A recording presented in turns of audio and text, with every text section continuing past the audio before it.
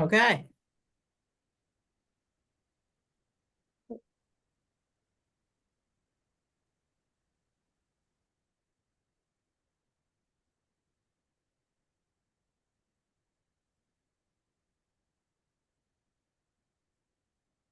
Okay, we'll let Carrie keep letting them in, give people a minute to get here, Cindy, and then we'll get going.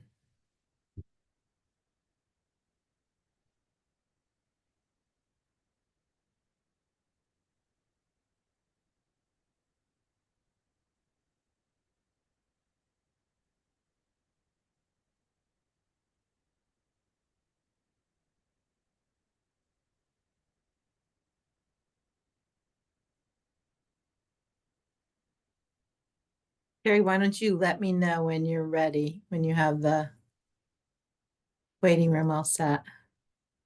I'm they I just let people in as they come. So Okay. whenever you're ready, you could go ahead and start. Okay, well, it is 3:01, so I think we should get started. And just want to welcome everybody to today's webinar for Women of Asphalt, where we are featuring Cindy LaFleur. And just before we get started with Cindy, a couple of things about Women of Asphalt. If you haven't seen an update lately, we are up over 5,400 members. We have 27 branches at this point, which covers 32 states and Canada. And we have a couple of things coming up. Well, obviously, we have this that you've all joined today. Our mentorship program registration is currently open for those that would like to participate as a mentor or mentee. Really can't say enough about that program and some of the tools that we have there. So if you haven't done it, really would encourage you to sign up and be a part of it. And then we also have registration going on right now for Women of Asphalt Day, which will be held in conjunction with the World of Asphalt in St. Louis in March. And the details are on the website. If you do register now, you get a discount code for World of Asphalt. And just so everyone knows, in order to participate in Women of Asphalt Day, you do have to register for World of Asphalt so that you can get into the venue and be part of all that. And after our event last year, we did learn that people wanted more things over more days. So if you take a look at what we're planning, you'll see that it's spread out over more time and we actually have more events to go to. So really excited about that and hope to see a lot of you there. Just a couple housekeeping things. We have a chat available for questions. We're going to go through some questions that I'll be asking Cindy here. Please, any comments or questions that you have, place them in the chat. And we'll try to leave some room at the end so that we can answer some of those. And we hope to have some engagement from the audience. Let me introduce, well, I'll tell you, I am Sheila Barkovich. I'm the current president of Women of Asphalt. And I will be facilitating here for Cindy. The important person here is Cindy LaFleur, who's been in this industry for 38 years. Most of her career has been devoted to quality control of aggregates and asphalt. She's currently a technical sales representative at Tilcon, New York, which is a CRH company. And Cindy has held leadership roles in quality control at CRH for over 30 years. She works in the New York City market. That's where Tilcon is located. So really challenging, fast-paced environment that she's been in for probably the past 14 or so years. I'm going to list off some of the things that Cindy's been involved in, and you will find this impressive. So she has been involved in technical and promotional activities for the New York chapter of the AGC, the New York Construction Materials Association, the New Jersey Asphalt Pavement Association, NCAT, the Northeast User Producer Group, and the NCHRP, and the FHWA. She's been considered an expert in her field, participated in the research programs and some of the expert task groups. And she's also a professor at a local community college. She's done that for over 20 years and is the co-author of a textbook called Basic Construction Materials, 8th edition. And that is quite a resume. So I can brag a little about Cindy here because I've worked with her for a very long time. And she has a lot of wonderful experience to share with you all. So I think we should start with the question that everyone probably would like to ask Cindy, which is, can you tell us how you got involved in this industry, Cindy? Yeah, well, first, thank you, Sheila, and thank you to the Women of Asphalt for inviting me here today. It's a super honor, and I hope that you'll enjoy the path. I'd finished school in 1983, and I didn't really have much of a plan. And I was working at an accounting firm. And back then I would like jump ship for 25 cents an hour. I had no plan. And a friend of mine, his family operated a large heavy highway construction company, and they had a major reconstruction project just outside of Troy. If anybody's familiar with that area, it was Route 7, which connected Hoosick to the state line. So they needed an office manager. So again, as I said, I would jump ship for 25 cents. And I thought, well, that would be interesting. So I started to work for August Bowl, and that was in 1986. And when I started there as the office manager, I was in a small trailer. And really all I managed was the time slips and then coffee break. And so that was a big deal when I had to do the coffee break, because we were very remote. So there was no coffee truck or place for people to get coffee. So I would gather up the coffee orders for about 35. And it was all, I think there was one woman laborer on the job, but everybody else was male. And I would deliver the coffee in my 1968 Volkswagen Beetle. And so I'm going to tell you a little story, and Sheila, you may know this one. So there's a gentleman that we know is very successful in the gravel business, and he was running his first portable spread on that job, separate from his family. So it was his first venture on his own. So I would deliver the coffee, and I think the coffee was 50 cents, and all the guys would give me $1, right? But this friend of ours, Sheila, would dig down in that pocket for those 2 quarters to give me the 50 cents. And one day I delivered the coffee, and he says to me, "So how much do you make?" And I said, $6 an hour. "Oh, well, that's a lot for a girl." And that was the last time he ever got any coffee from the 68 Volkswagen Beetle. So um, I had at that time, they had training programs for what they called disadvantage. And so they had a grade person trainee program. And so the folks from the New York State Department of Transportation were huge allies. So they pushed Herbie Bowl to consider me for the grade 4 foreman trainee role. So he finally relented, and we did finish grade for that 14 lane miles of finished grade on that project. A lot of work. It was fun. But so once that was finished, though, there was really no place for me to go back to the office. Oh, the grade foreman trainee job, I think I made 2.5 times that $6 an hour. So to me, it was huge. It was just, again, that was the girl who jumped for 25 cents an hour. So it was a big step. So then from there, I joined the laborers union, and spent a lot of time flagging, did actually do some pipe installation. I think I worked at Callanan. We were on Pauling Avenue, and we did a lot of pipe. I remember my hands would be so sore I could barely tie my shoes in the morning. It was difficult work. So then I thought, well, maybe I want to try the operating engineers, because they really make a lot of money. And, I think I could do that. And so I worked when they were reconstructing the Northway Thruway interchange in Albany. I worked on that project for D.A. Collins. And so things were going well until the day I tipped over a 988 loader. And at that point, I decided that I needed to keep my feet on the ground. Now, I will tell you that was really helpful for me because even though I finished college in 1983, I had one class that I had to take that I never finished, and that was Cal 2.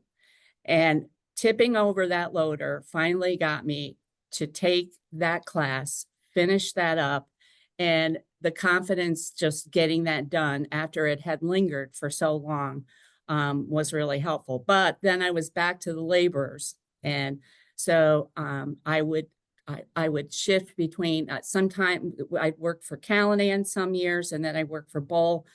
We were on Route 32, and your husband was, in fact, the project manager on Route 32. And so you had started the QC program at Callanan, and there were more and more density requirements in the field. So Bruce had approached me about, would that be something that I would consider? And I was at the point that the flagging was terrible. I mean, the general public was just awful, and treat it like I can remember being close to tears some days. Like you don't know me, you don't know what I am, and these people are yelling at you. It was brutal. So I thought about it, and again, the girl who would jump ship for 25 cents an hour thought about it because it was going to be kind of a significant pay cut, but it was going to be year round, and I was going to work in a lab. And my mental vision of what that lab was, Sheila, was a little different than what it turned out to be. Okay, just letting you know. but I thought, well, that I think this is a good opportunity. I'm going to give this a try. And so I did that. I think that was in 92 or 93. I think that was about Yeah, the I time. think it was 93. He Okay. wasn't my husband yet, Okay. Yeah. but yeah. Yeah, so it ended up being the best decision ever. It's funny when I get those Social Security statements and you go and you look at, your life's earnings, and, I never looked back from that point on, the my parents, my poor parents, what they went through. I mean, I was very blessed that my parents paid for my college education, and here I am, bopping around the construction trades. I put them through some fits, I'm fairly certain. I was very happy that they were able to see me be successful in the business. Well, that's kind of how it started. So I started with the nuclear density training or density testing. And about that time, they were starting with QC/QA. So prior to that, the state basically came into a producer's lab and tested the material. If it was bad, well, we'll wait and see what happens tomorrow. So it was very reactionary. So they were pushing states towards QC/QA so that the producers really took responsibility for the quality of their mix. Then it also about that same time, SuperPave was coming online, and our friend Ron Sines, of course, New York needed to be a lead state, and that was in 1996. So Callanan got one of the first pilot projects, and I had the distinction, and I don't know if this is a distinction for anybody other than you or me, that the first DOT approved SuperPave mix design, it was a 37.5 millimeter that I think took me like 4 months to do. It took a long time, but I still have that plug in my home office. So, because we were a lead state, we had the first experience with these things. I think those first mixes, that 37.5 millimeter was 125 gyrations. It wasn't the greatest, but things have changed a lot. But we learned a lot, and because we were a lead state, we had a lot of opportunities to share our experiences with others, especially within Oldcastle. At the time, Oldcastle was also growing, especially in the Northeast with acquisition. So I got a lot of opportunity. You know, the reason that I could do all of those things was that you had kind of built the core department, the QC department, and Callahan had really a great reputation in terms of, you know, technical leadership in the state. Some of that I think was planted maybe by Andy Stokes, and then you took the ball and ran with it. But you know, I think back to those days, and we talked about this at lunch. They used to call Sheila and I the spinster sisters. So, and at that point, I think Sheila was married and probably had 2 children. Like, people didn't understand what the word meant, obviously. But we were the spinster sisters, and then they would use our names interchangeably. I mean, how many times have you been called Cindy? A lot. A lot. A lot. And I get called Sheila all the time, still to this day, right? Yep. So I think then so I went from running the new gauge, and I would work in the lab and learn about the mixes and do mix designs in the winter. And then I was a supervisor as we had more and more density specification work. I moved into a supervisor role.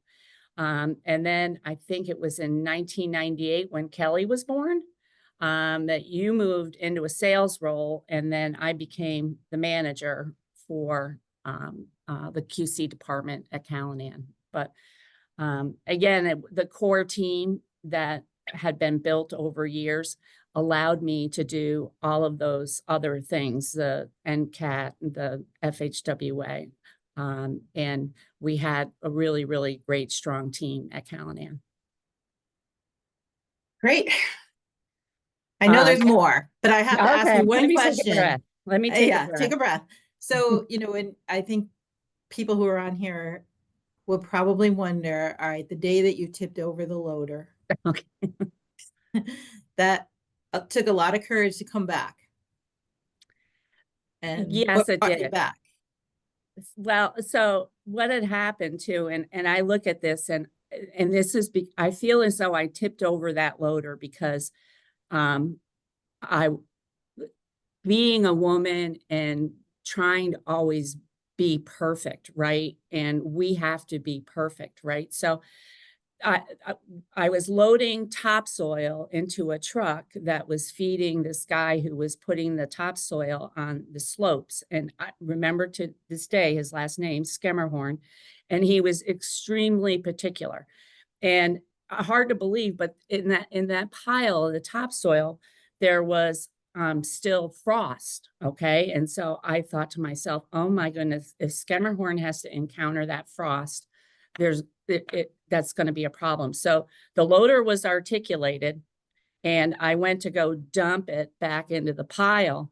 I mean, nobody gave you any kind of instruction. You had to figure that out on your own. And then just being articulated in the weight of the load, just kind of, it was very slow tip over, but it was a tip over nonetheless.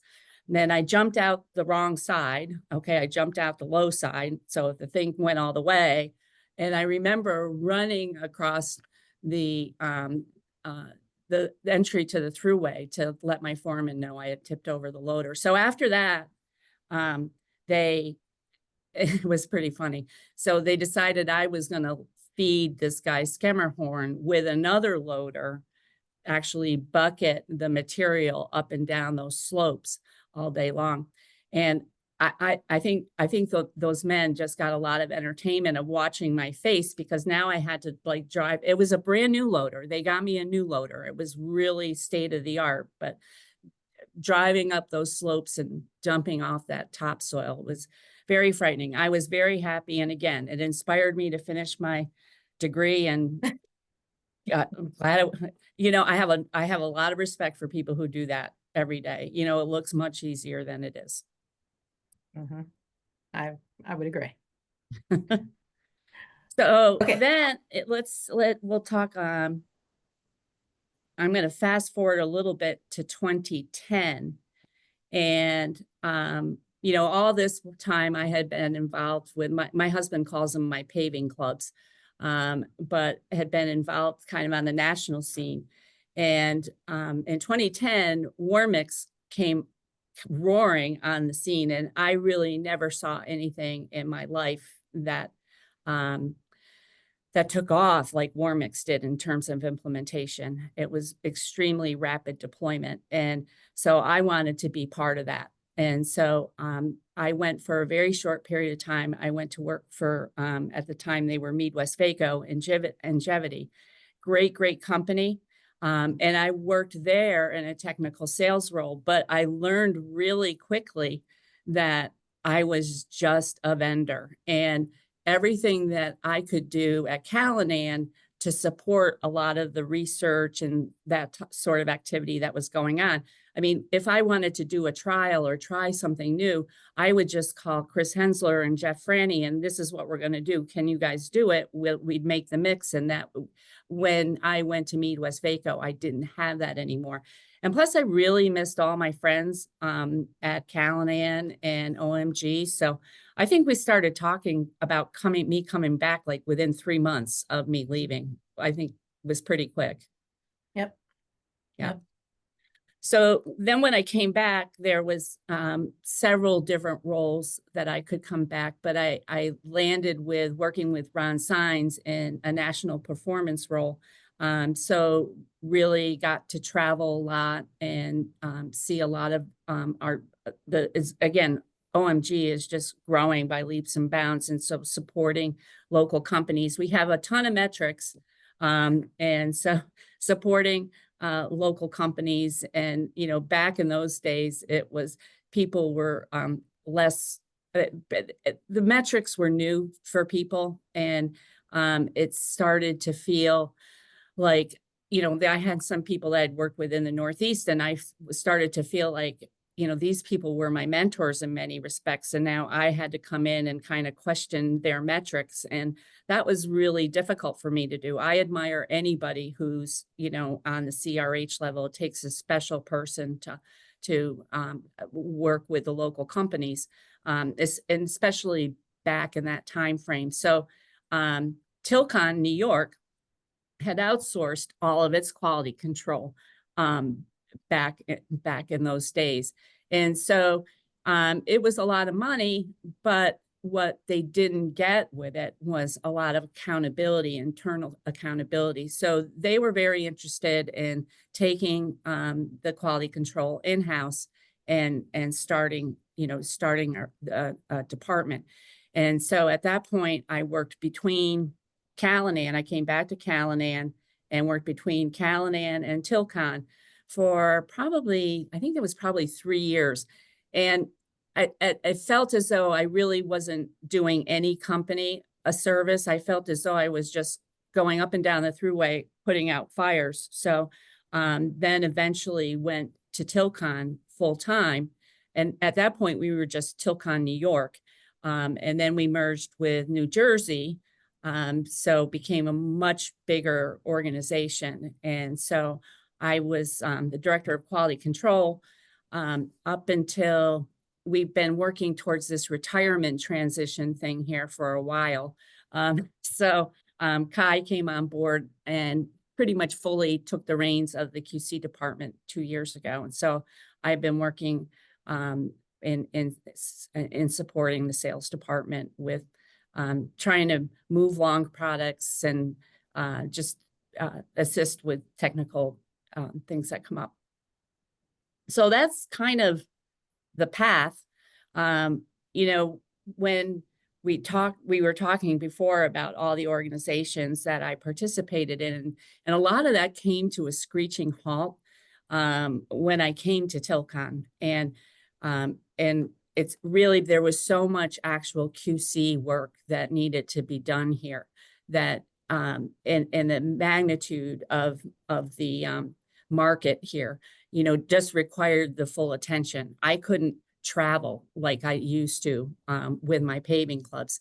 And I think I counted it up, 33 states I've visited as part of all of that, whether it be the performance team or the different organizations, 33 states I've been to that were related to work. But, you know, being here in New York and the New York City metropolitan market is just so challenging. And I've told people along the things that would be like such a huge deal at Callanan, and things that would be like, oh my goodness, not even a blip on the radar here. Okay. It just, the volumes are so big. And so, you know, since I've been down here in LaGuardia, $8 billion worth of work, 8 billion. We worked on the Tappan Zee. That was, I don't know, depending on what you read, that was supposed to be 4 billion. Maybe it's 5.5 billion. I'm not exactly sure where that landed. We're working on a project right now. It's the East Side Coastal Resiliency Project, where they're building a giant 2.4-mile berm to keep the flooding out of the city. And it's like over 1 million cubic yards of material that Tilcon is supplying. The new JFK is on the horizon. That's going to be $19 billion worth of work. And then, you know, just add to that the everyday 12 million tons of aggregates and 2 million tons-ish of hot mix that we move. You can see why, you know, the QC became the full attention, and I couldn't do those things that that you supported and really encouraged me to do before I came down here. Yeah, it's impressive, the size of some of the things that you get involved in that market. You know, there's probably a lot of people on this call that don't see any jobs that big. It's impressive. And what's crazy about it too is like in upstate, like we would always just defer to the New York State Department of Transportation spec, right? And then if somebody had a different spec, we would just say, well, listen, you know, the state of the art is the New York spec. That's the best you're going to get. And we would sell them on that.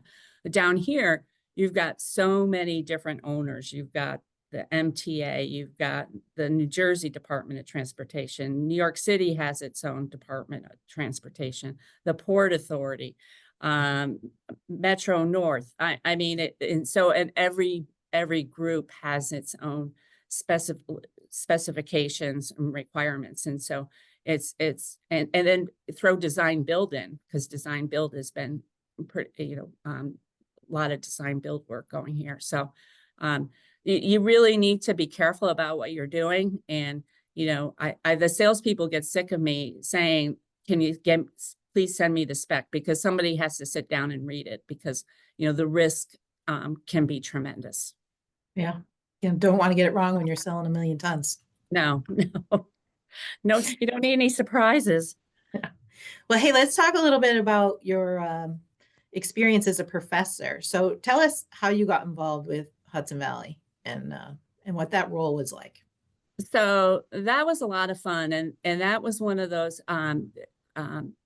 Hudson Valley had a workforce development program going on, and they reached out to the AGC and asked for volunteer speakers to come in and talk about your area of expertise. And of course, you knew, you know, that's how I was, Sheila, back then. Of course, I'm raising my hand and going to get right over there, right? So I went over and did something about probably hot mix, did a presentation on hot mix. Well, the next thing I know, I'm like teaching an intercession course on physics. Like, I dropped physics in high school, but somehow those students, the workforce development people, and I got through that physics course. And then from there, they asked me, hey, Ted Murata is going to retire. Do you want to take over for, you know, one of his sections? I think he taught maybe 4 or 5 different sections. So I said, sure. I audited Ted's class and then started teaching at Hudson Valley. So it's a great class. It's usually one night a week. And it's a 4-hour, but we can never make 4 hours.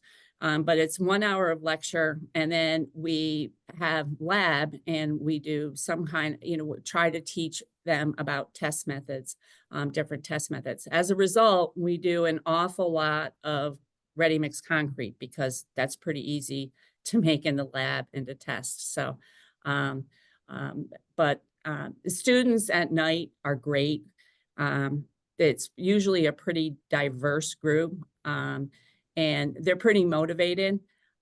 So it keeps me sharp, especially with younger people. I think it helps me be contemporary. So I really do enjoy it. They appreciate the real life the real life experience that I bring to the classroom. We start, and for those of you who are familiar with CRH, there was a time when we started every meeting with a safety minute. And so I start every class with something, a safety lesson, and most of it is actual stuff that actually happened. And talk about a safety moment. And, I'm hopeful that they take that with them, because how many times do we see people, young people who come in the field and just have no idea about exactly how perilous this environment can be if you're not paying attention. So I really enjoy it. I think that the teaching has really also helped me become a better manager. I think when we were coming up through the ranks, it was always, you got information on a need to know basis, right? And I don't know why people were like that. Information had to be so confidential. And so I find that, giving people the big picture, and giving people the background without, divulging anything that needs to be confidential, helps them be better employees. It helps. And so I think the teaching has helped my skill set. That's interesting. How many people, and I just throw out a number because I know we didn't talk about this before, but how many kids do you think you have encouraged to join the asphalt industry? And has there been any women, any of your students that were female? Yes. Oh, that's hard. I mean, there's probably 8 to 10 who I know have actually found a role in a related industry. There was a break when I first came down to Tilcon. I couldn't manage my schedule, so I did take a little bit of a break, but I've been back, I think, since 2015. But that's hard to say, but maybe they considered it, right? Yeah. Whereas as a career, that being in quality control was a career, and, watching, what I was still doing and the experiences I had, I think it helped them that's a possibility. Yeah, I think that's great. So what keeps you there? What keeps you at Hudson Valley? Because I know you're still there. You're planning on I am. Again, I think it's the connection and feeling and keeps me feeling contemporary. Right. So then the book, you want to talk about the book? Yeah, let's talk about the book.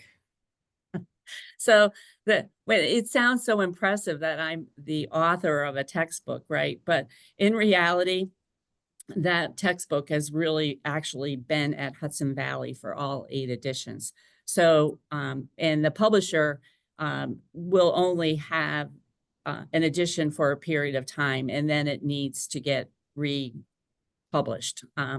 So I think they have laws about that now because, people were publishing too quickly, and so forcing students to buy new editions. So, but the 8th edition, that needed to be updated. And so Ted Murata turned that book over to myself and 2 other folks. So we did all the work in the updating, but we left just enough for the 9th edition. Okay. So John D'Angelo, in fact, helped me with the asphalt portion of that textbook.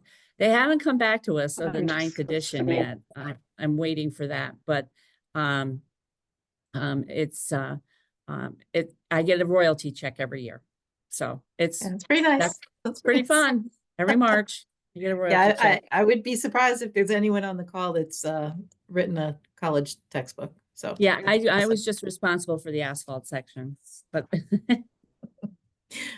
All right, well, let's move on to, we have a great history. We feel now like we know you a bit. I mean, I knew you already, but I think everybody on the call is a really good introduction to you. And with all this experience that you've had, because you've had vast experiences, where do you feel you've had the most impact on others and really especially women? I would have to say that my biggest impact was when I was a manager and when I had direct reports.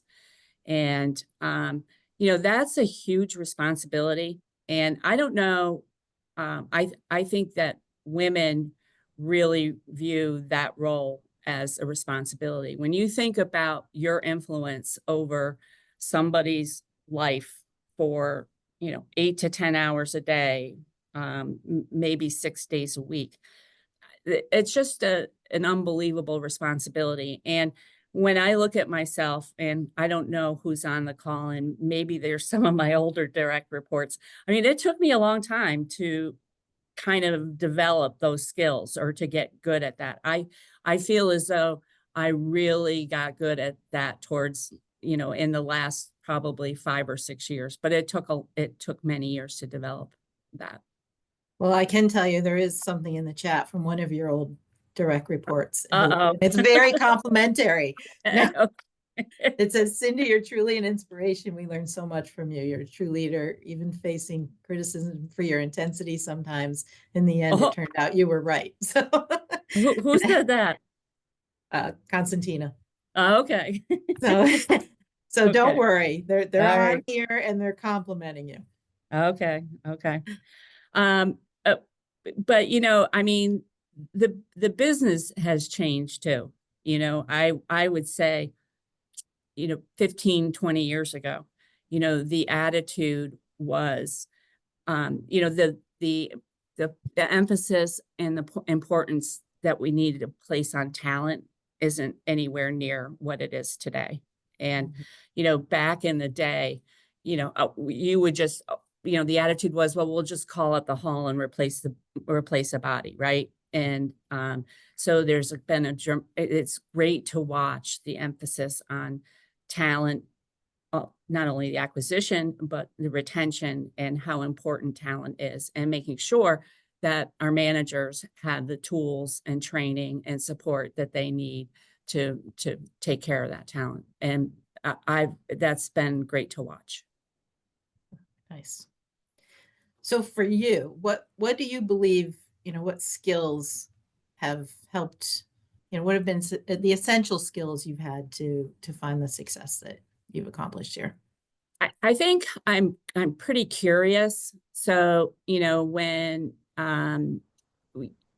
QCQA and super paid, when all that came about, I just, how did a plant run? How do we make aggregates? All of those things, I was just curious and I wanted to learn and help myself. And I've always been that way.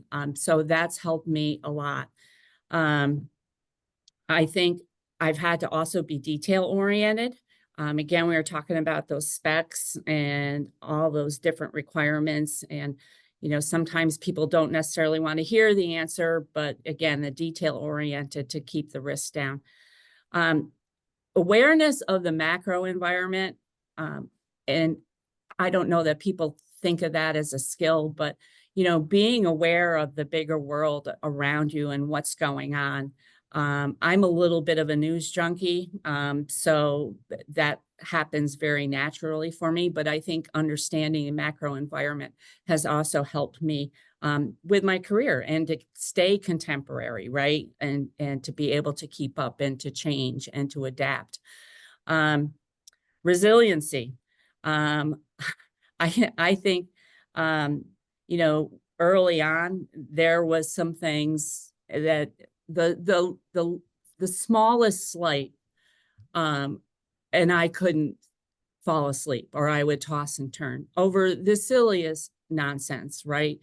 And then, as time went on, and in the 90s, we were super focused on our careers, and that's what we did, right? But I think Kieran used to call us, or used to call me a dink, right? Dual, we were super focused on our careers, and that's what we did. But those things like, getting married, uh, taking care of aging parents, involvement in my community, involvement with our church, all of those other things, kind of tamped down that noise, and allowed me to become resilient.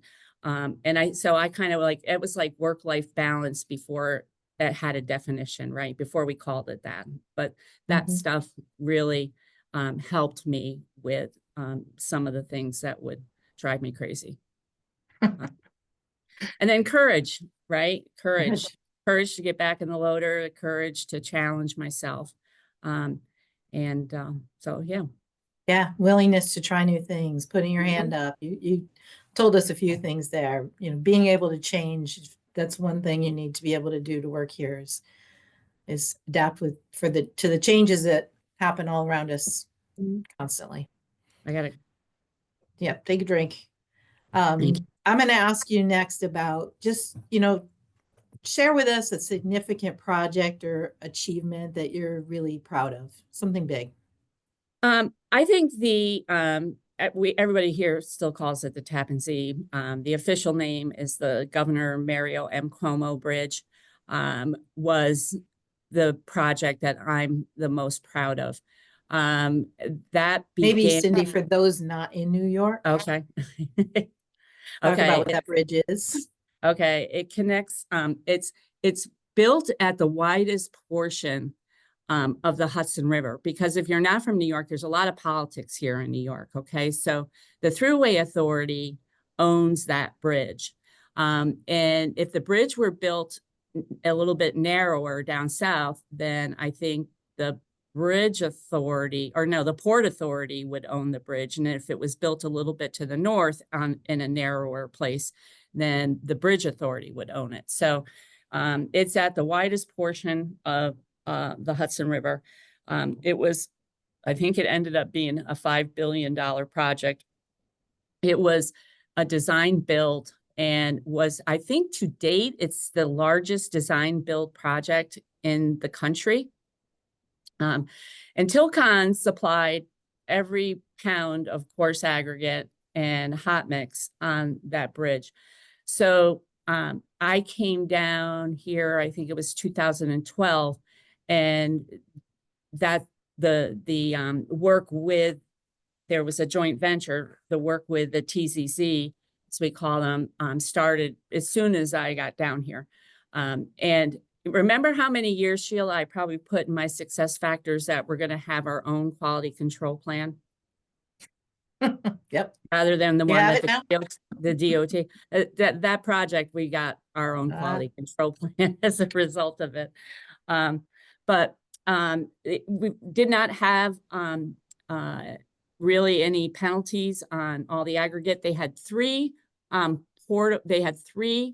ready mix plants on barges to build the structure of that bridge.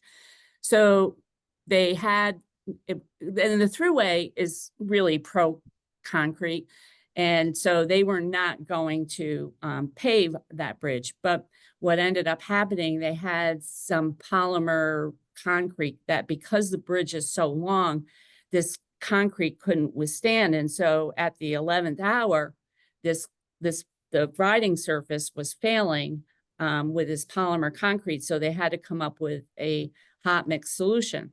And so our old buddy Norm from Asphalt, right? He had, even though he knew the direction that bridge was going, he all along had been connecting with TZC about his product. So it was very quick. We wrote a specification and got everything implemented and started paving within 2 months, because they didn't have a spec. So we had to write the spec for that job. And the whole design build experience was really, really encouraging. So I remember at one point there was some failure and immediately the guy who had the membrane got in his position, the Tilcon got in their position. I think things bled up through. And so, and some things it needed to be replaced. And I remember the engineer was like, and you, after being in the as a contractor for so long, the finger pointing starts, okay? Because the back charges are coming. So, and the engineer was like, I don't really care. We're going to find a solution and we're all going to share in the responsibility. And it was so refreshing. It was so different than, anything we thought about for so many years. It became ingrained at you that you had to just take this defensive position. So the bridge, the paving portion of it, I'm really proud of. We ended up being a Sheldon G. Hayes semifinalist. And I was disappointed we didn't make it. Dr. Ray Brown came and walked the bridge, and I know he was super impressed with it. But I have to tell you, I think we finished the paving in 2017, I believe. So we submitted it in 2018. So I ran into Chris Madden, who was our former president of Callahan, out at a event on the island probably 6 weeks ago. And he was thrilled. He's like, I can't believe that bridge. Because there's not a mark in it. There's not a crack in it. And he said, you know what, you should just resubmit that thing for a Sheldon G. Hayes. Yeah, that might be cheating, but okay. Yeah, I know. All right, well, let's just pivot a little bit and talk more about some of the softer things. Like, how has mentoring or how have allies impacted your career? I think that, in the strictest definition of mentors, probably I had a lot more allies. Obviously, you were a huge mentor for me. I mean, there were things I couldn't do. You encouraged me to do those. But I had a tremendous amount of allies. The DOT, the New York State Department of Transportation. I think about some of the allies that you and I had. Tom Wolscheid, right? Was a huge ally. Probably Paul Mack. Some older names. Allies we had within CRH and Jeff Pacelli, right? John Ingram, Joe Marone.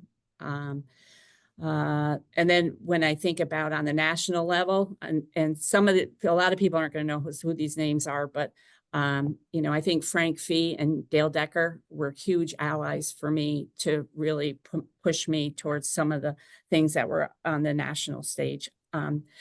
Currently, I would say, as I transitioned from QC to this technical sales role, obviously Jim Coddington, my boss, and Cliff Morris, who really found this role. I mean, this role was pretty much, kind of made up for me so I can continue to work until I get to retirement, but yet it's working. And I think they like the role, and they're like, well, who's going to do it when you're not here? So I think what's important to note there is you just mentioned an awful lot of men. Yeah. And there's so many male allies out there. And I think, at times we maybe lose sight of that. We talk about that a lot at Women of Asphalt, involving our male allies in all the efforts that we have here, because there's just a lot of men out there that want to help us succeed and are there for us. Yep. Okay, so how about, what piece of advice would you give your younger self? So, and I learned this from you, okay, that relationships really matter. My younger self, and it still pops up from time to time, tends to be a little bit direct and probably a little bit impatient. And so I would walk into a technical meeting, I could think of especially when I was with NCAT, right? And they would spend the first half hour talking about SEC football. And it would drive me mad. Like, can we get to the agenda, please? So I think, but those relationships are really important because that work-life balance, right? and appreciating that. So I learned that from you. Thank you. Oh. It's been a long time. Well, it's, I think the relationships, the networking, all those things that we try to promote are very important, because once you have that network of people, you have, you have people, resources that are available to you, people that, know things that maybe you don't know and you can rely on and reach out to. I know that's been helpful for me, hugely helpful over time. And I know you see the value in that as well. So what are you most proud of about your career? It's been a long one, Cindy. Yeah, it has. It really has. So I'm first off, I'm most proud of the QC teams that we had at both Callanan and Tilcon. Great groups of people.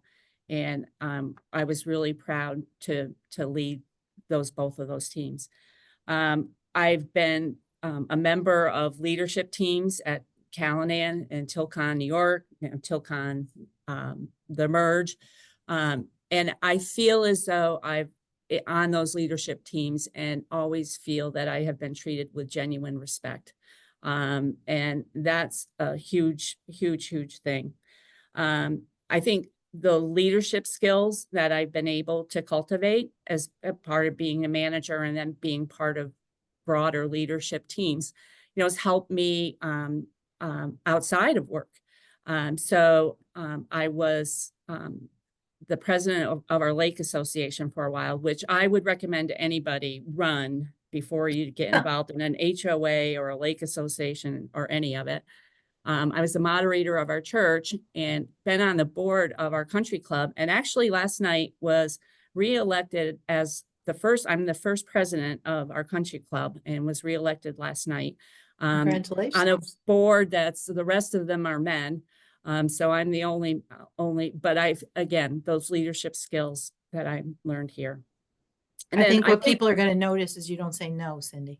Yeah, probably. Yeah, exactly. That's it. I need to sit down instead of stand up, right?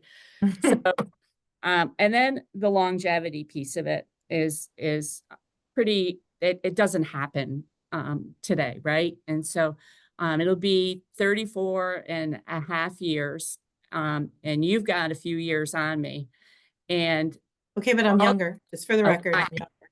No, but they're at a CRH company. Okay. And so we were CRH right from the get-go. We weren't an acquisition. So we've been at the CRH company. And I got to believe that's somewhat of a record. If I would say for this day, that's pretty unique. So yeah. Something to be proud of. Yeah. And how about, what do you see as the biggest opportunity for women entering the industry? It's changed a ton from when you and I joined this industry. So what do you see today? I think today, I think the frontline path that you and I took is really challenging, right? Just because of the world today, right? I mean, the plant goes down and you're on hold for 3 hours. You can't take care of your family, right? And it's not only true for women, it's also true for men. So the companies that can get that figured out and accommodate people, are gonna develop loyalty, but it's a real challenge. So you see a lot of women in support roles. So I'm thinking engineering, operations support, finance, and HR. But I would always, quality control always. Okay. So, and I would say, right now, the timing in the industry, we had QCQA and SuperPay. Well, right now there's a lot happening with balance mix design, performance testing, high wrap, rejuvenators. All those opportunities are there right now. And so if someone wants to take that step and become that subject matter expert, there's plenty of opportunity now. Yep. And I think, you said something earlier, you had a job, somebody came in and offered you another job that was going to pay 2.5 times where you were. Mhm. And by the way, you were making more than a girl should make at the $6 an hour at the time. So Do you was know a who I'm huge talking step up. about? I do. I do. Okay. I But do. I think the opportunity for women to, to make good wages is there in this industry. So we try to get that word out as well. I have one more question for you, and we're only 5 minutes from the end here. So tell us what is next for you. So I am going to be retiring at the end of December. But I'm going to continue on a very limited part-time basis here for the next 6 months or so, whatever that ends up being. But I've got a lot that I'm interested in. So you know how much I love golf. So and at our club, we host an Epson tour, which is it's like the AAA baseball for the LPGA. Well, one of the players that we host and support has made it to the LPGA.